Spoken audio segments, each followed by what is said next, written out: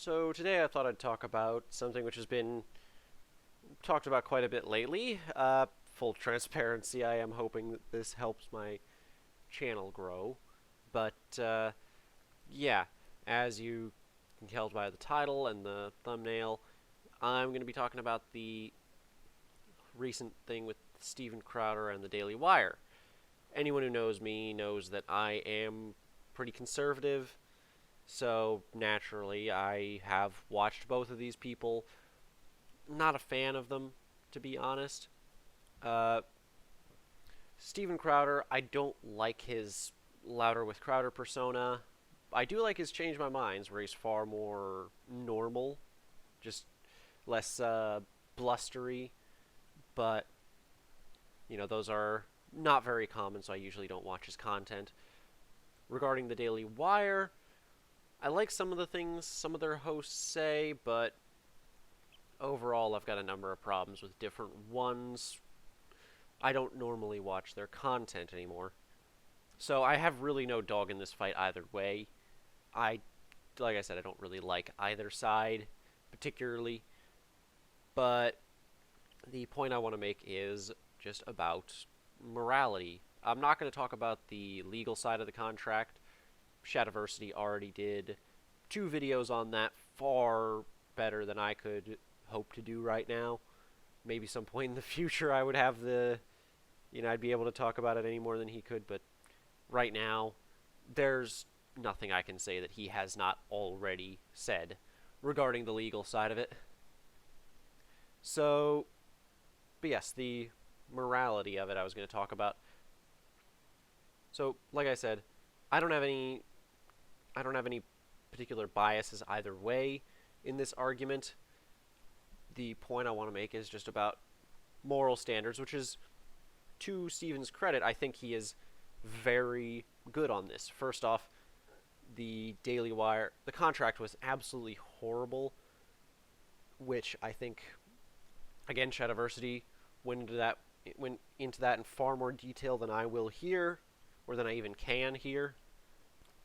But I think the point I'm making about the contract is I think that rather undermines all the Daily Wire's point, or all of, for example, Ben Shapiro and Jeremy Boring always saying, "Oh, Steven is a friend, he's a friend. How could Steven do this to a friend?" Frankly, if you watch Shadiversity's video, you understand the language of that contract.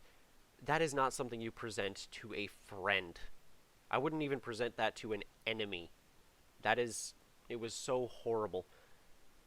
As for the argument that this is the industry standard, which is the most common argument I see both from the people in the Daily Wire and from people who are defending them for this, that it's the industry standard, every other media company does this. That's not a defense. For example, at one point in human history, slavery was the norm in the agriculture industry. That doesn't make it right. We can assume by the Harvey Weinstein scandal that for the longest time in Hollywood, sexual exploitation was the industry standard. That doesn't make it right. Just because everyone else is doing it doesn't make it right. And that sort of mindset of everyone else is doing it, so it's okay if we do it too, is a really bad standard to set. Because in the case of something like this, it's a really bad standard to set. To say, because everyone else is doing it, that means it's okay for us to do it as well. There's a lot of things that are industry standards these days, which are not good things to emulate. I could go on for hours talking about that in all sorts of different industries. But the point is that the whole point of organizations like the Daily Wire, like Louder with Crowder, is that they're supposed to be pushing back against all that is wrong in these industries, in news, in entertainment, whatever else it is they do. These organizations, like the Daily Wire and like Louder with Crowder, like Lotus Eaters, they're all supposed to be a counter to all of this, to promote something better. So doing exactly what the other guys are doing is not a victory. That is basically admitting defeat. And it kind of defeats the whole purpose of these organizations. Why should the Daily Wire exist if it's going to do exactly the same things as Fox, MSNBC, CNN, whatever else you care to name? Now, if you watched my video on war movies, you're probably wondering, well, why do you have a problem with this? You said in that video, people are inherently self-serving, and that is true. I did say that. I do firmly believe that people are inherently self-serving. But the difference is, you have to understand that in order to get someone to serve your interests, you have to serve their interests. You wouldn't work for your boss if they weren't paying you. You wouldn't, well, frankly, you wouldn't do just about anything if there wasn't some sort of gain for you. Doesn't necessarily have to be financial gain. It can be educational gain, spiritual gain, whatever. But you wouldn't do something if you didn't stand to gain something from it. And that's exactly where the Daily Wire failed on this so horrendously. They tried to get everything they want out of Stephen without giving him any of what he wants. And that contract, so the contract is not really an argument that I need to make. The contract is horrible, as I've said before. Shad did a great job breaking it down piece by piece. He dissected the entire thing, as Jeremy Boring put it forward. And you can't really say that he's taking it out of context, because there are numerous things in that contract which, just on their own, would be disqualifying if I were given a contract like that. But more so I'm talking about their response to it. Firstly, they didn't even need to make a response to this. Steven Crowder did not mention them once in his video, in his original video. Of course, many people figured out that it was the Daily Wire. It's, he was talking about big conservative networks, so naturally people went to, naturally people thought of the single biggest conservative media network there is, the Daily Wire. But they didn't need to say anything. He didn't want to throw them under the bus. He would have been happy to deal with this behind closed doors if they had never brought this to the light, if they never exposed themselves. He said, you know who you are, and hopefully we can deal with this in private, or something like that. I already forgot. I watched the video last night, and I already forgot. But it was the Daily Wire which decided to expose themselves with Jeremy Boring's response video. Yes, Jeremy Boring's response video was really the only reason that most people even knew that it was the Daily Wire. Well, knew for certain. Like I said, a lot of people did assume, but they lost out a lot more by their horrifically disingenuous response. Well, responses, plural. I've watched them. Ben Shapiro's was the worst by far. The rest of them really felt like they were being given a script, company line to push to try and get this all to blow over.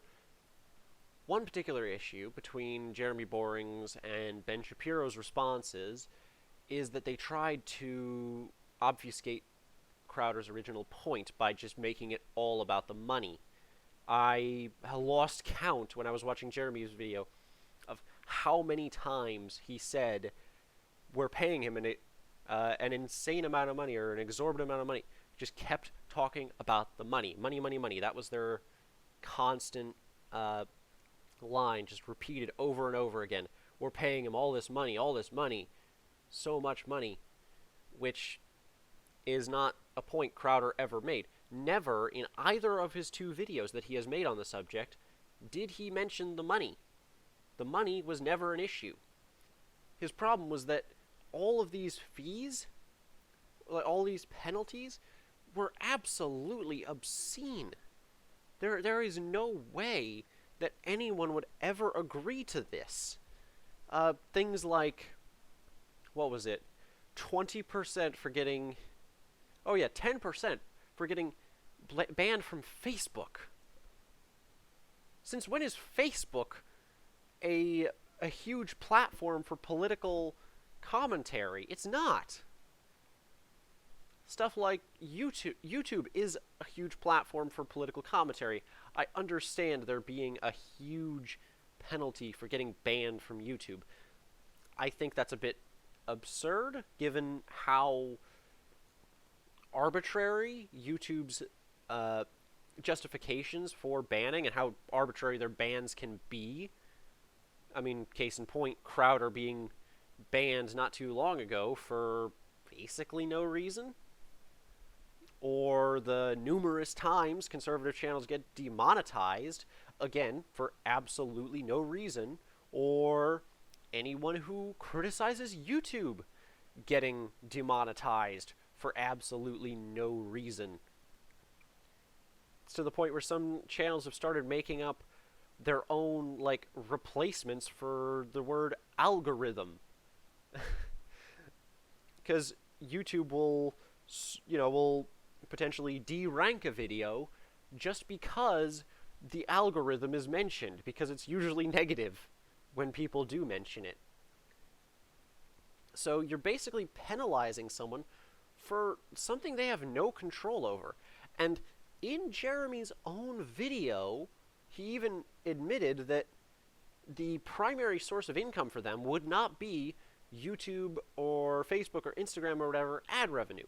It would be their sponsorships, which the sponsorships come whether or not they get monetized on YouTube or any other platform. So he said they could make back the $50 million just on the sponsorships. So that tells you how little they're actually risking on this. If he acknowledges that they could have made back that money on the sponsorships alone, that's not counting ad revenue, assuming they get it. That's not counting, subscriptions. If Crowder did join the Daily Wire, naturally Mug Club would be folded into the Daily Wire Plus, at least for a short time. I can't imagine they'd want to do anything else. But, yeah, it's honestly, it's kind of depressing to see this sort of behavior from a major conservative outlet, because, I mean, the left-wing media is going to be lapping this up. They love infighting, and they love conservative infighting. And, well, here's how I see it. Again, going back to this is the industry standard argument, which is not really an argument, as I said already. The issue with that is, yes, it's the industry standard. The industry standard in this case is not something to emulate. In fact, there's a lot of times where the industry standard is not something to emulate. But in the case of this, particularly because it is a moral issue, to give someone a dogshit contract or contract proposal, which, let's be honest, again, as Shad brought up numerous times, do you honestly, if you say, oh, it was a contract proposal, do you honestly think the Daily Wire would not have accepted every single one of those terms had Crowder just signed it unquestioningly?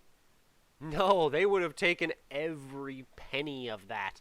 They would have loved it if he just signed it without thinking, because they'd win out massively if he did. So the point I'm making, I got a bit sidetracked there about the contract proposal thing, term agreement, however you want to phrase it. But the point is that this is a political battle. Politics is ideology. Politics is often an argument of morality.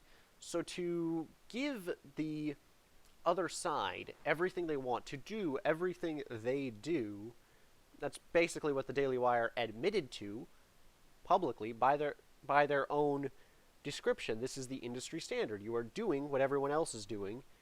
So what that means is this is a victory for the opposition because they are getting everything they want.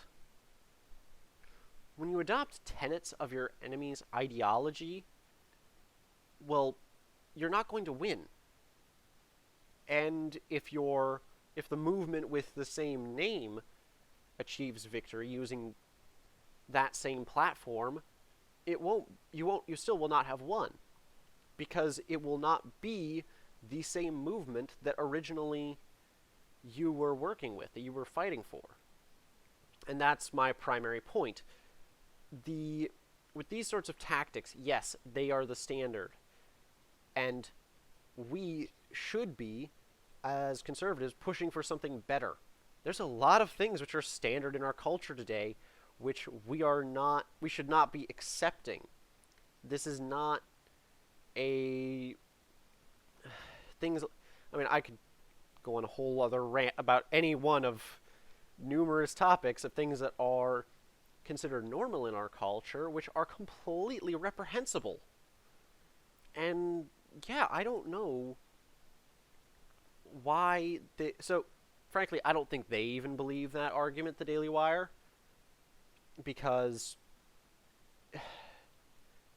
I think they agree about what I'm saying here. I think they agree that that is not a good standard, that just because it's normal in the industry does not make it good. I think they're just using that because they know they fucked up, and they're trying desperately to make up ground to try and cover their asses and not lose out massively. And the fact that they responded to this in the first place, instead of just dealing with it privately with Steven and admitting fault, that just tells me they know they're in the wrong here. If they knew they were in the right, well, they just would not say anything. If they knew they were in the right, they would have just let this all blow over, which it would have. But because they know they're in the wrong, they attack. So basically, the point I'm making is the Daily Wire has done everything wrong in this situation. They have failed at every turn, and they are, frankly, letting down all of conservative ideology by doing it, because this is not something that is... Yes, they are winning because they are such a massive organization, but they're not winning a victory for everyday conservatives because of this. What they are winning is... Frankly, I don't know if they're just in it for the money, given their whole attitude around this. I'm sort of inclined to believe that, but yeah.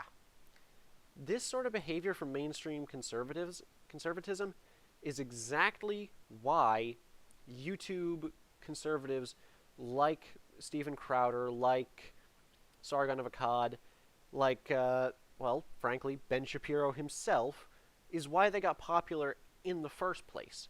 Because people were fed up with exactly this sort of behavior. And now Daily Wire has become exactly what Fox is. And I don't know if they're going to get worse. Maybe, hopefully, from all this, they finally get some sense in their heads and they straighten this out, but I'm not holding my breath. So thank you, everyone, for watching. Discuss this down in the comments.